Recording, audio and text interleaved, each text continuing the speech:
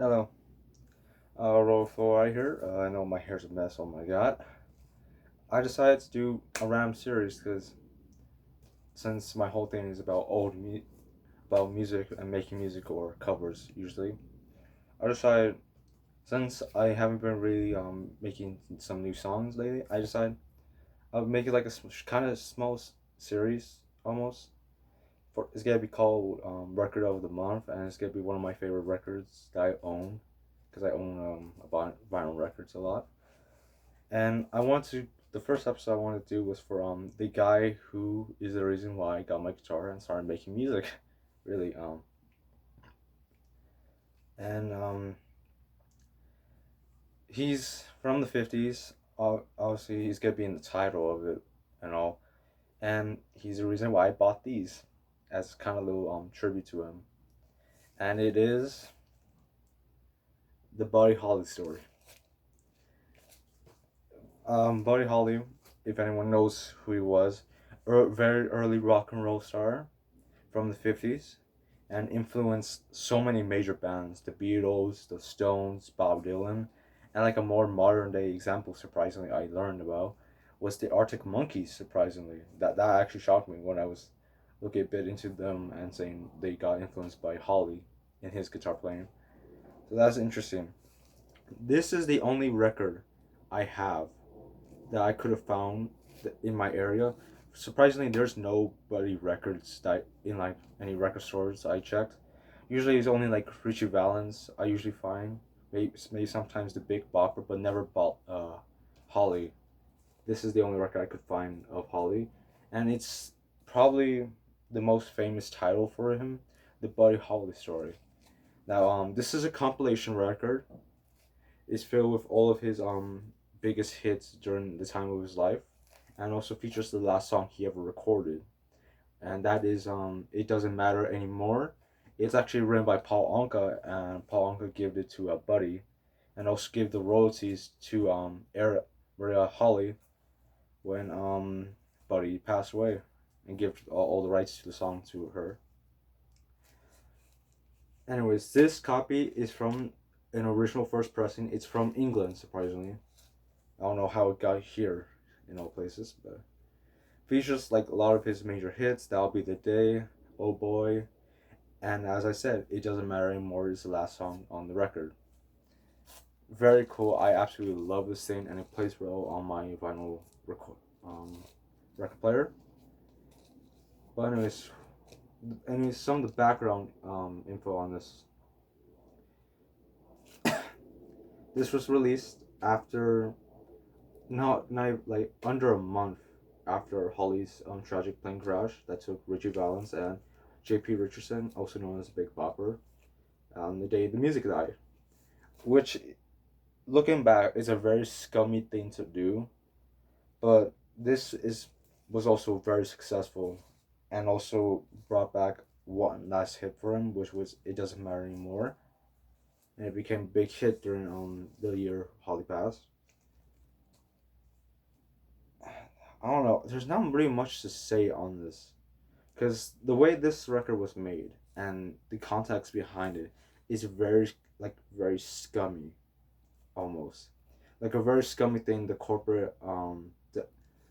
records did when they decided to release this. They didn't even wait a month, and the news was still very fresh. So it's hard to like really describe this album because this is pretty much like the most corporate album I could think of, besides like maybe MJ's post records after his death. But who knows? I genuinely love this because it features some of my favorite songs on here, especially "Early in the Morning," which is Bob Dylan cover. Bobby Darin, very lovely. I tried to learn that but couldn't. Yeah, but I feel like I should actually give some proper, at least background info that I remember of this record and during Holly's last tour. During '59, Buddy needed cash because he just gotten married and was about to have a baby. If you know the story, you know how that ended, sadly. But Norman Petty, Buddy's long producer and like close you know, worker with him pretty much screwed him over of all of his royalties when the Crickets fucking split up during I think in '58, like not that long ago during that year. So Buddy needed cash, and the only way cash was able to be brought up was touring, and he decided to go on the winter dance tour, which, if you look into that whole thing, it was a complete fuck up, a complete shit show, really. Um, J.P. Richardson got super sick during the tour. Same with Richie, and it was not. It was. I think one of the quotes that was said was it was hell on earth during the tour. So yeah, not really a great time for Buddy or any of the band members, sadly. Also, I think Buddy's drummer got frostbite during the tour. I could be wrong about that, but I believe he got frostbite, and so he had to miss the date, which was Holly's last date at um the winter dance party. But anyways, you know how the rest of the story goes. Buddy got a plane. Both Richie and J.P. Richardson was on the plane. Then it crashed a little bit the next day, sadly. But yeah, now what to think of this? Personally, I think it's a necessary record of Holly's, just because I feel like it's a very important record to his story. No joke, called the Buddy Holly story, but that's not what I mean. It's just like the whole story behind this record, and like Holly's last year before he passed away, just is so interesting and so kind of saddening almost, because they were so young, no doubt about it. And also, I think this is another important record because I feel like this is like the only other album that could be considered one of his mainline albums, even though it is a compilation, just because of how well it sold and how much of an impact this record had during the year and next year of it. Now, there is to mention of it. There is a second version of it that released the next year in 1960. I think it was called The Buddy Holly Story Part Two. I think that was the name of it. I can't remember. I don't think.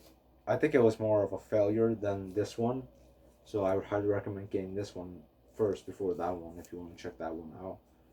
But yeah, just very happy I got this because I never really get to talk about Holly at all or his work usually, and like just his major influence on music as a whole is just incredible. And he was only 22. That's the insane thing. 22 when he passed, had three number one hits and very three big successful albums under his name before he passed. Well, yeah, if anyone who's watching this, I don't know if anyone's gonna be watching this or not, because you know, algorithm of YouTube sucks.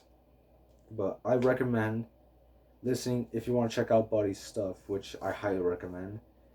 That'll Be the Day, Oh Boy, It's So Easy, Rave On are great tracks. His slower, more kind of love tracks, Raining in My Heart and It's So Easy and Heartbeat are great songs. And also, It Doesn't Matter Anymore is also a beautiful song.